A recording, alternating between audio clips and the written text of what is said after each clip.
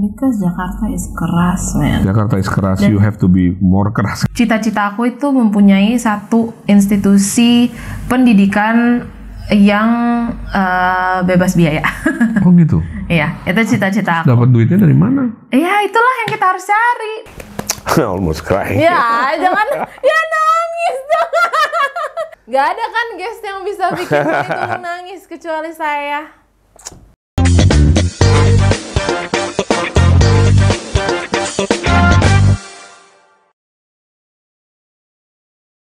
Opini obrolan Papi Sony bersama saya Sony Tulung. Acara ini disponsori oleh EasyLo. EasyLo membuat hidupmu lebih easy. Oke, kali ini tamu saya kebetulan saya udah kenal sekitar 23 tahun yang lalu ya. Cukup lama. Casey! Hai Casey! Apa kabar nak? Aduh. Miss you. Anakku yang tercantik sedunia. Casey, panggilannya Coy. Apa kabar? Baik. Gimana rasanya interview oleh aku? Aneh ya. Oke, tapi yang penting sehat ya kamu ya. God bless you ya. Oke, beberapa hal kita banyak ngobrol santai-santai aja lah ya. Yang pertama kan kita pernah udah cukup lama sih, mungkin 3 bulan atau berapa bulan lalu kita tampil di Rumpi No Secret. Itu kan literally your first time kali sama aku ya, satu frame di satu acara gitu, atau apa sih, lupa juga. Iya, kayaknya satu frame yang TV pertama kali. Iya, how do you feel?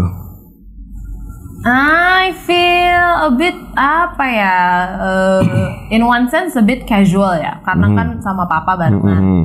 Tapi at the same time sedikit lebih deg-degan karena nggak pernah di stasiun TV yang kayak profesional but gitu. Do you like it or? Iya, I don't mind it. Kamu nggak mau jadi kayak bawain kuis gitu atau gimana? Dari awal kan, dari kecil juga tawarannya banyak. Tapi waktu itu kenapa? Tapi dari dulu kan mama sama papa bilang sekolah dulu lah ya, kuliah dulu. Iya. Jadi pikiran kalau TV nanti aja. Kan waktu itu pernah dapat apa namanya tawaran stripping sinetron. Ya, terus sinetron ya. Kata mama tunggu. Agree lah kalau sinetron. Sekolah dulu katanya, kuliah dulu baru setelah itu lah. Tapi apa sempet pengen banget nggak sih masuk ke dunia entertainment? Enggak sih. Nggak terlalu ya. Enggak sih. Yang apa biar aku aja lah, jadi nggak ada saingan juga. Jadi cuma satu tulung gitu kan. Anyway, Casey ini kan baru selesai. Sebenarnya udah selesai setahun ada ya kamu kuliahnya? Aku selesai kuliah udah 2 tahun yang lalu. Oh 2 tahun lalu, gue lupa. Oke, ambil jurusan internasional di salah satu apa istilahnya kampus lah ya, yang terbaik di Indonesia, di Jakarta. Terima kasih kepada saya yang membiayai. Terima kasih. Oke, walaupun setengah mati waktu itu ya. Tapi I thank God karena waktu zamannya Casey kuliah itu my ekonomi nggak terlalu bagus gitu. Jadi saya nggak bisa beliin kamu mobil, which is ya kan. Jadi akhirnya kamu tuh kalau pergi kuliah, aku inget banget kan kamu foto lagi di busway, di angkot dan lain sebagainya, di Gojek gitu ya, di online. Pada saat itu aku berpikir, wah kasihan juga anak gue, tapi at last aku tahu bahwa that's God's plan untuk bikin kamu lebih mandiri, dan terbukti sekarang kamu bisa cari duit sendiri. Kamu bisa beli laptop puluhan juta sendiri, beli mobil ratusan juta sendiri gitu kan, which is that make me proud. Awalnya mungkin minder ya, karena kan aku kuliah itu di salah satu kampus sekolah tinggi yang keren lah ya, yang terkenal tuh orang-orang datang bukan hanya untuk belajar tapi buat gaya gitu. Ya, buat apa namanya zaman sekarang flexing. Ya, flexing style banget. Buat gaya gitu ya, buat pamer ya, showing off. And everybody kan they went there to show keren gitu, socializing, networkingnya kan paling keren di situ. Awal datang naik busway awal capek sih jujur. Terus aku kan jauh lagi ya. Aku tuh kelas siang, jadi tuh jam 1 di kampus, berangkat tuh jam 11. Jadi tuh lagi terik-teriknya. Lagi panas-panasnya. Aku ingat banget, aku berangkat pakai baju, nyampe kampus tuh ganti baju karena bau keringetan. Terus selalu harus ada kayak perfume and everything. Tapi ternyata di situ aku juga ketemu banyak juga yang naik busway, ketemu sama teman-teman, seru-seru. Kalau di luar negeri sih sebetulnya nggak ada masalah ya. Di situ aku belajar untuk appreciate public transportation. Karena ternyata sebenarnya ya kalau dihitung-hitung naik busway itu cuma 3.500 loh. Iya. Dari ujung ke ujung loh. Cost efektif banget kan. Sebagai anak kuliahan itu very helpful. Jadi kalau menurut kamu tuh teman-teman kamu bawa mobil mewah, what do you think about them? It's not judging tapi thinking beda ya. Facility, I think facility dari orang tua. Ya itu porsi mereka mungkin. Tapi ada yang bilang mereka jadi manja lah.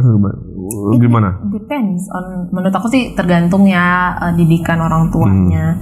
Ada memang tipe orang yang cenderung untuk nggak appreciate as much. Tapi aku belajar satu hal. Aku dari dulu naik public transportation sampai sekarang aku punya mobil, aku jadi sangat-sangat bersyukur aku ada mobil.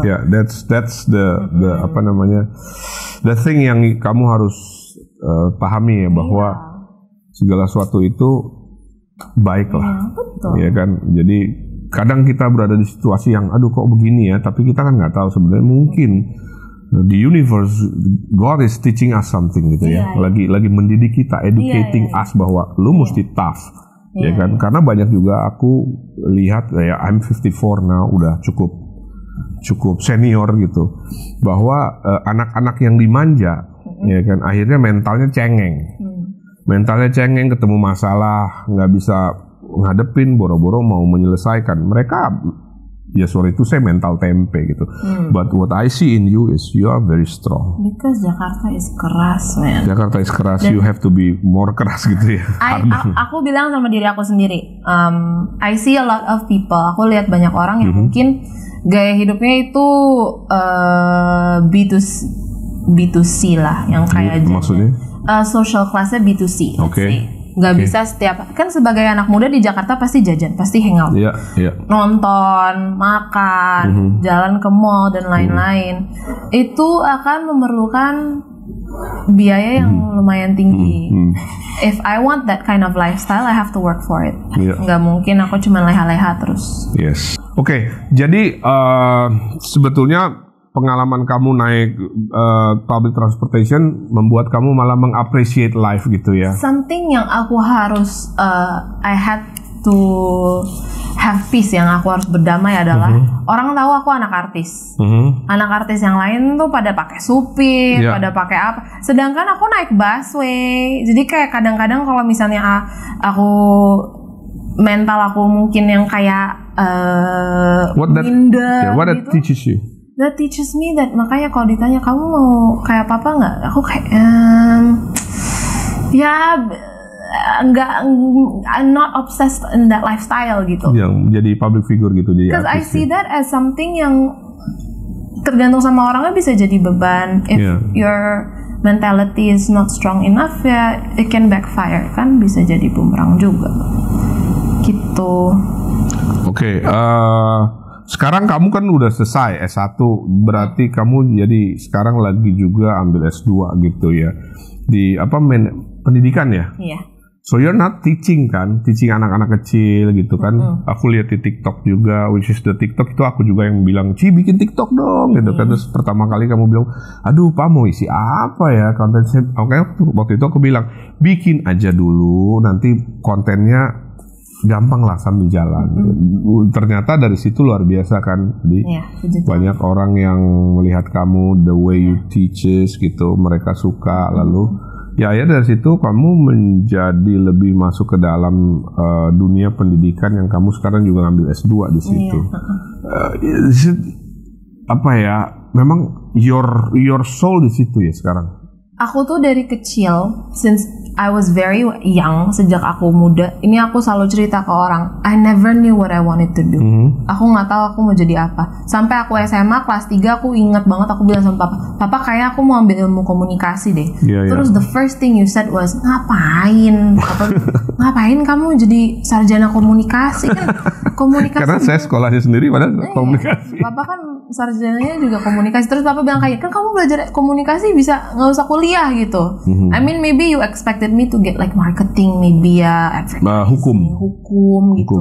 And politics kan you always wanted me to be politics ya secara kuliah sih oke. Maksudnya lebih ke mungkin kalau politik ya nanti jadi politician aja gitu kan, nggak perlu sekolah politik. Aku nggak tahu dari kecil aku tuh mau jadi apa, karena aku tuh tipe orang yang aku bisa melakukan banyak hal tapi aku nggak tahu specifically tuh aku mau apa. That's exactly me. Exactly. Jadi saya bisa semua banyak, tapi nggak tahu kemana gitu. Gue bisa main gitar, bisa main saxophone, a little bit of piano gitu kan. I can do photo, jadi kadang-kadang bingung juga gitu. Bingung, makanya aku ini gue kebanyakan talenta, kebanyakan bakat.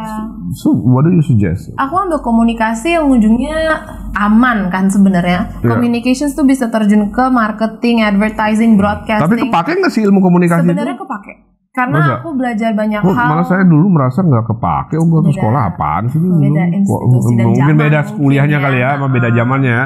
Mungkin kampusnya yang dulu mungkin nggak tahu juga. Mungkin gue ini bukan kampusnya juga kan. Bukan mahasiswa. Ya kan? Tapi kok belajar gini-gini doang, apalagi sekarang. Iya. Maksudnya kan you can learn everything lewat Google. Dulu kan maybe sekarang kayak gitu. Dulu kan sebenarnya enggak. Iya. Zaman aku ya we survive without Google. Iya, exactly. So ya kita lebih hebat lah. Ya kan we can survive without Google kok. Sekarang kan anak sekarang Google itu. Gak ada Google lo mencret. Ya gitu. Jadi aku I didn't know what to do. I didn't know what I wanted to do. Ujungnya aku itu kecemplung ke dunia pendidikan sebenarnya iseng. Jadi dulu aku kan kerja di pemerintahan 2 tahun. Iya, bantuin sempat bantuin di mana? Aku di staf khusus, aku di kantor staf khusus presiden ya. Thanks to Mas Bos ya. Iya, betul. Mas Dias, Hendro Priyono. 2 tahun aku sama Mas. Kamu dapat apa di situ, belajar apa? Aku awalnya tuh nggak mau terjun ke pemerintahan karena aku kira akan kaku pekerjaannya. Ternyata nggak ada anak mudanya gitu. Ternyata dengan Mas Bos aku belajar banyak.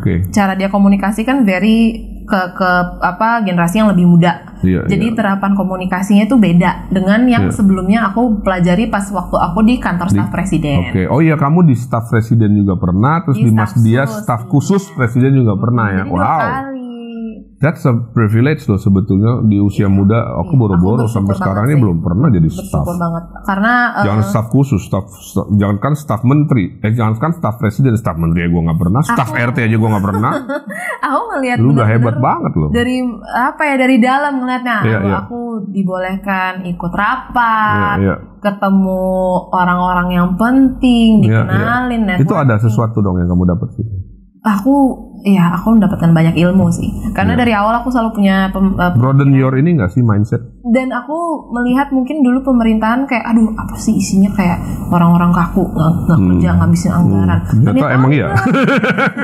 Enggak, aku belajar di pemerintahan banyak orang-orang baik yang emang lagi kerja keras untuk membawakan perubahan ke pemerintah. Mungkin image ya sebagian. Image-nya, makanya kasihan sebenarnya. Makanya mesti banyak anak-anak muda yang masuk ke pemerintahan. Setuju. That is why I encourage you to to go to politics. Karena anak muda harus tahu politik. Karena gue nggak ngerti politik loh. Lu hidupnya ditentukan oleh kebijakan politik yang dibuat oleh orang.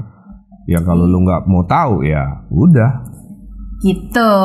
Oke, good, that's good. Tapi sekarang you enjoy pendidikan. Kamu kan aku lihat juga di TikToknya ya, kamu ngajarin anak-anak kecil gitu ya. Itu kok where do you get it gitu? Bisa sabar kayak gitu. That's not for me. Exactly. Yeah, I know.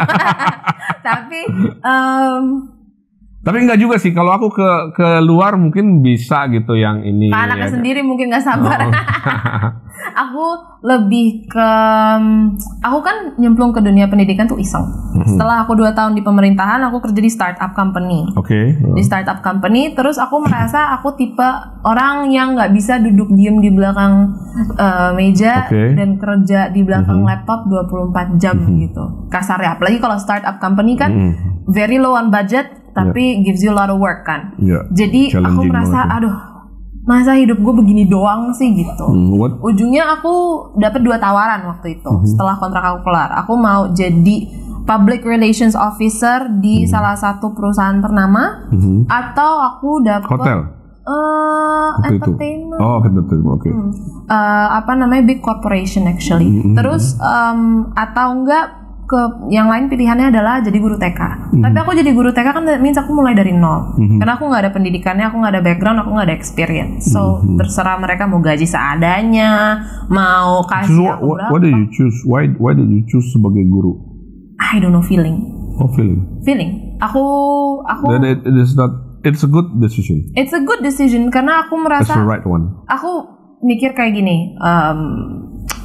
I'm still young. Aku dari dulu nggak menemukan apa yang aku mau di hidup gitu. One thing I'm passionate about. What's your passion? Ya kayak nggak ada kan. I'm never. Kalau kebanyakan juga kali ya. Kan kamu juga belajar fotografi, kamu belajar apa? Makeup, fotografi, bikin semua. kue, baking. My goodness, that's exactly me. Everything I try to do sampai aku pas interview di sekolahan dengan terus abis aku interview cuma ditanya, do you like kids? I like kids. Terus ditanya, are you willing to learn? Iya, I am willing to learn. Terus aku nyemplung di hari pertama sekolah, I did not know what I was doing sama sekali. Tapi aku benar-benar bersyukur kepada guru-guru senior yang sabar ngajarin aku. Terus berani kasih aku kepercayaan untuk ngajar sendiri di kelas. So, jadi, apa yang kamu belajar dari pengalaman itu? Teaching children is not that easy. You have to make gimana caranya memberikan. Kenapa nggak easy? Karena kita harus ngajarin mereka apa yang baik dan benar. Kadang-kadang mereka nggak suka. Gitu. Gimana caranya ilmu itu nyampe ke mereka? Aku anak TK loh, bukan SD. Iya. So mereka 5 tahun ke bawah. Dengan 5 tahun itu adalah that's the first 5 crucial years of kids. Di situ maximum brain development kids itu 5 tahun pertama. Sampai 7 tahun lah. So whatever you say to them, whatever you teach them, it's going to affect their growth. Jadi walaupun cuma kayak guru TK nyanyi-nyanyi, joget-joget doang gitu, enggak juga. You have to be very careful with tutur kata kalian. Cara kalian action tuh depan mereka tuh pembawaannya harus bener. It's not nggak segampang cuman itu. Jadi guru anak TK itu sebetulnya adalah perannya sangat penting ya, dibanding mungkin guru SMA. Atau karena maksudnya gini, in terms of kalau anak 0 sampai 7 tahun itu kan you are building the character, you are kayak komputer itu kan masih kosong ya. So you are implanting the program gitu. Kalau programnya nggak bener, kedepannya bakalan dan TK itu kan mempersiapkan untuk SD. SD mempersiapkan untuk SMP buat SMA buat kuliah gitu.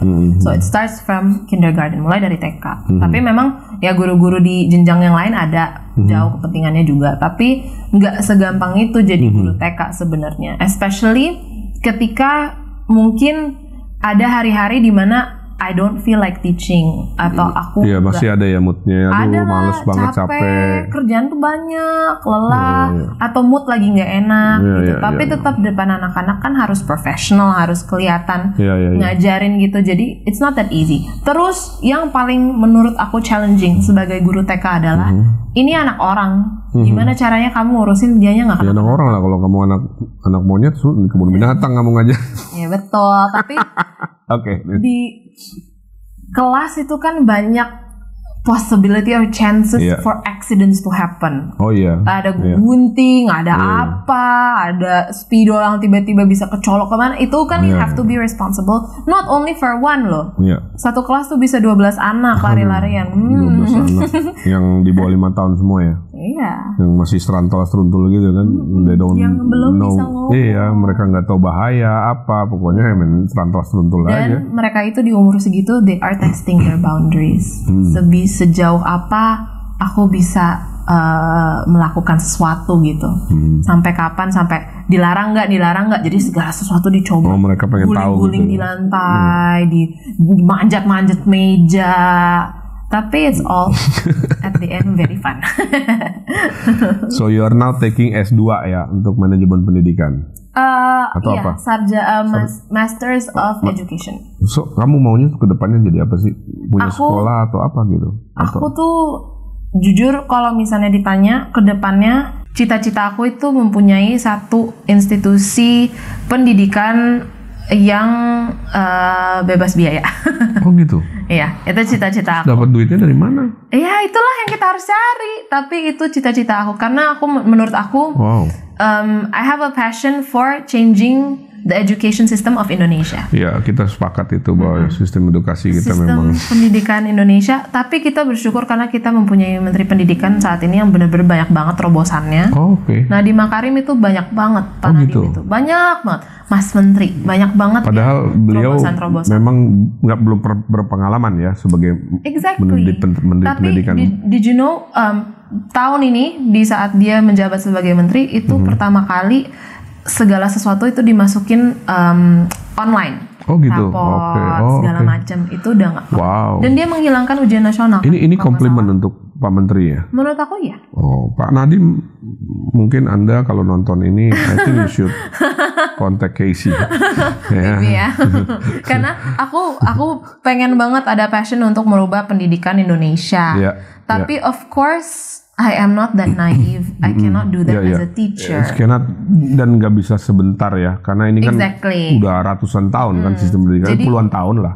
Jadi aku melihat banyak opportunities yang aku bisa lakukan di dunia pendidikan, sebagai mungkin kerja di Kementerian Pendidikan, atau mungkin nanti membuat lembaga non-profit sendiri yang bisa mendidik bangsa-bangsa penerus murid-murid penerus bangsa gitu. Iya, you have to find yang punya duit sih sebenarnya kan untuk membantu ini, karena ini idealis sebenarnya. Tapi I feel like kalau misalnya kita bisa kumpulin beberapa orang yang mempunyai passion yang sama kayak aku, dan harus orang punya duit, kalau enggak percuma ngumpul-ngumpul nggak punya duit ya kan.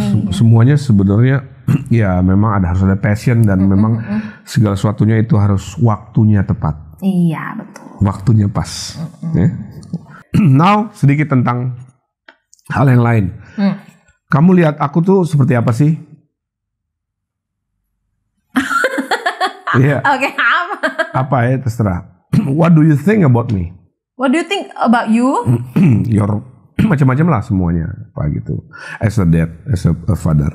As a father, Papa itu tipe orang yang selalu nggak mempunyai niat yang jahat, selalu pasti niatnya baik buat anaknya, apalagi anaknya cuma walaupun sometimes how you say it maybe sedikit lebih protektif atau galak, tapi I know that your heart is at the right place gitu. Terus ya seperti anak ke bapak yang lainnya lah.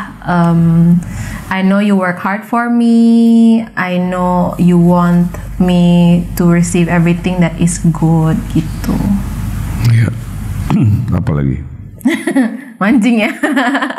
Lebih ke What do you don't like from me? Apa yang kamu nggak suka dari sifat aku? Susah ya, karena sifat kita kan sama. Jadi apa yang aku nggak suka sama Papa berarti suka kayak aku juga. Oh gitu ya. Kita itu the both of us very stubborn. Oh iya. We're very stubborn. Aku enggak. Kan nanya, aku jawab. Iya, oke. We're very stubborn. Kita keras kepala dan opinionated. Jadi segala sesuatu kita ada sebuah opini gitu. Walaupun orang itu bisa sebenarnya you can see it as a good thing sih. Kalau misalnya orang itu mempunyai misalnya ada satu situasi, terus semua memilih A, kita nggak akan takut memilih B. Gitu. Ngelawan arus pun nggak takut. Iya, yang gitu penting ya. Benar kan? Yeah, we have principles. Yeah, and kan? we are very vocal. Very dominant, I feel. Very alpha. Kita tuh sangat-sangat alpha. Kita berdua. You are alpha female. Waduh, repot dong. Iya. Kalau cari cowok yang mesti beta. Kalau nggak beta lebih alpha lagi, bisa nggak tuh? Lebih keras lagi. Iya. Gitu. Anyway, aku berapa kali kan encourage kamu untuk ke politik. Karena buat saya juga orang yang memang dari awal aku aktivis politik dari tahun 88, organisasi mahasiswa namanya GMNI. Jadi sampai sekarang aku tetap involved di politik walaupun belum terpilih menjadi anggota DPR, nggak apa-apa, itu urusan waktu aja itu. Amin. Masalah waktu aja, tenang. Ya kan. Salah satu passion saya juga adalah membimbing kamu untuk terjun ke politik gitu. Mungkin menjadi anggota DPR dan lain sebagainya. Tapi kamu punya nggak sih keinginan ke situ? Ada pastinya. Dulu tuh aku, apalagi kamu udah sempat masuk di staf khusus ya, di kantor staf khusus di kantor staf khusus presiden, terus di kantor staf presiden gitu kan. Itu kan dekat banget sama politik. Betul. Tapi aku pengen banget terjun ke politik. Dan suatu saat mungkin nanti ke depannya akan, Tapi ke depan itu 2024 ya, tinggal dikit lagi loh. Waduh, 2 tahun ya. Nggak 2 tahun, kalau kamu mau nyalek berarti tahun depan kamu harus milih-milih. Mudah-mudahan lewat tayangan ini ada partai politik yang lihat bahwa ini ada satu figur, ya kan, perempuan muda yang punya potensi, S2 loh, sebentar lagi juga lulus, bidang pendidikan which is sangat luar biasa menurutku, dan pernah di staf khusus presiden, pernah di staf presiden, ya kan. Mudah-mudahan ada partai politik yang ya kan. Dari dulu kan kita juga keluarga partai ya Pak, dari kecil yang aku nggak ngerti apa-apa kan Papa emang udah sering aktif banget, jadi I appreciate it very much karena kalau di sekolah. Saya waktu itu kamu masih kecil, saya nggak pernah bawa kamu ke Bumega pada waktu itu karena aku sangat dekat dengan Pak Taufik. Aku itu sejak kecil karena aku ngeliat Papa kampanye dan lain-lain, aku jadi penasaran gitu. Jadi kalau di sekolahan lagi PKN atau apa, udah deh nilai aku paling bagus biasanya. Oh gitu. Kalau ngomongin politik, aku salah satu perempuan yang bisa benar-benar di kelas tuh. I go to an international school, right? So not a lot of people are interested in politics, but I can always talk about politics with a lot of people, even the teachers. Itu lucu juga tuh. Saya nggak ngerti kenapa orang kayak, aduh, gua politik enggak deh, karena kan apa ya, kayak pisau deh kalau kita bicara pisau. Aduh, saya nggak mau megang pisau loh. It's not the pisau, it's not the gun, ya kan? Politik itu kan cuma alat, ya kan, tools. The people behind it, yang sama kayak ada ungkapan bahwa guns don't kill people. People kill people. People kill people. Jadi kayak senjata, kayak politik sama aja kayak pisau, kayak pistol. Itu nggak jahat, yang jahat tuh orang-orangnya. Makanya itu kalau kamu merasa kamu punya kebaikan, terjunlah ke dunia politik untuk merubah. You have a big sacrifice you have to make. Pasti. Pengorbanannya sangat-sangat. Pasti. Menurut aku lumayan ya kalau misal mau terjun ke politik. Makanya berapa kali kalau ada pun tawaran, aku mikir nih ke depannya. Hidupku gimana ya kalau misalnya pun terjun ke DPR atau ke partai politik gitu, atau eksekutif langsung gitu kan, jadi wakil bupati kah atau apa. Tapi kan ya there's a lot that has to be involved. Pasti, yang jelas kamu harus belajar lagi. Exactly. Dan itu dunia baru kan. Nah itu yang membuat aku juga mikir, karena aku sekarang udah fokus tuh satu di pendidikan nih ya. Kalau misalnya aku terjun ke politik nanti aku bercabang lagi. Bisa sejalan itu. Jadi bisa sejalan, apa yang kamu punya sekarang, yang kamu udah belajar dan kamu sekarang ambil S2, kamu bisa terapkan di dunia politik. Karena politik salah satunya adalah cara untuk memperbaiki masyarakat secara idealnya gitu. Tapi kamu by the way ada politician favorit nggak sih di Indonesia gitu? Siapa? Aku itu Bumega enggak? Bumegawati bukan? Aku Pak Jokowi? Aku kan kampanye buat Pak Jokowi. Oh iya waktu itu. 2019. Kan itu. Di belakang layar tapi kan? Iya, aku kan 01. Behind the scene.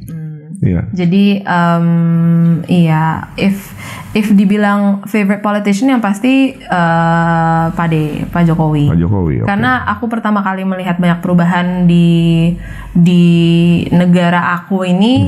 Di era beliau. Tapi dulu salah satu politisi yang aku benar-benar kagumi adalah Ibu Grace Natali. Oh, Grace Natali mana? Karena menurut aku dia itu triple minority. Orang kan biasanya double Chinese, she's a woman, perempuan pula gitu ya.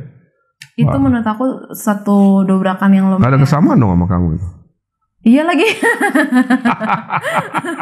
Iya, Kak, aku merasa, dan dia udah punya keluarga, dia udah punya anak. Biasanya kan perempuan yang udah punya keluarga, udah punya anak, nanti dibilangnya, kalau misalnya masuk politik berarti anaknya nggak diurusin. Aku kenal Grace itu dari sejak dia di Antv sebagai newscaster, broadcaster. Gue kenal lama banget. If you wanna go there, nanti aku. Tapi dia juga ketua partai waktu itu kan. Iya, sekarang udah nggak sih ya? Udah nggak, tapi awal-awal kampanye kan aku gila nih, hebat banget nih orang. Iya. Bener-bener nggak takut untuk stating out her opinion and what she stands for. Dan menurut aku itu lebih spesial karena berarti perempuan-perempuan seperti aku yang melihat dia nanti yang mungkin udah berkeluarga, minority secara agama juga mungkin banyak tanggung jawabnya, dia nggak akan takut untuk terjun ke politik. Iya, itu dia, makanya kita harus punya keberanian gitu loh. Jadi jangan melihat politik sebagai aduh gua anti, jangan. Itu hanya alat, hanya tool. Oke, Casey, thank you so much sudah hadir di Opini Obrolan Papi Sony, ya kan? Thank you ya, semoga kamu lebih sukses lagi, sehat-sehat, panjang umur. I pray for you always. Ya kan, apa yang kamu cita-citakan tercapai. Dan juga aku sampai saat ini masih berdoa supaya kamu mau terjun ke politik. Jangan nonton Pak Nadiem kan? Hah? Siapa tahu Pak Nadiem iya. nonton. So, for the last moment ini, apa sih pesannya untuk aku sebagai bapakmu? What do you want to say to me? That I love you very much, and I'm very grateful for you. And semoga cita-cita papa, karya-karya papa, apapun yang papa lakukan sekarang juga sukses terus. Yes, thank you. Terus yang lebih penting aku berdoa biar lewat hidup papa tuh orang bisa ngelihat karya Tuhan di hidup papa. Wow, that's so deep. Iya, dalamnya lumayan. Almost crying. Ya, jangan nangis dong. Jangan nangis dong. Thank you. Love you. Oke, guys. Oke. Wow. Gak ada kan guest yang bisa bikin itu nangis kecuali saya. Momennya nggak banyak, gue tuh nangis dalam hidup. Oke, thank you.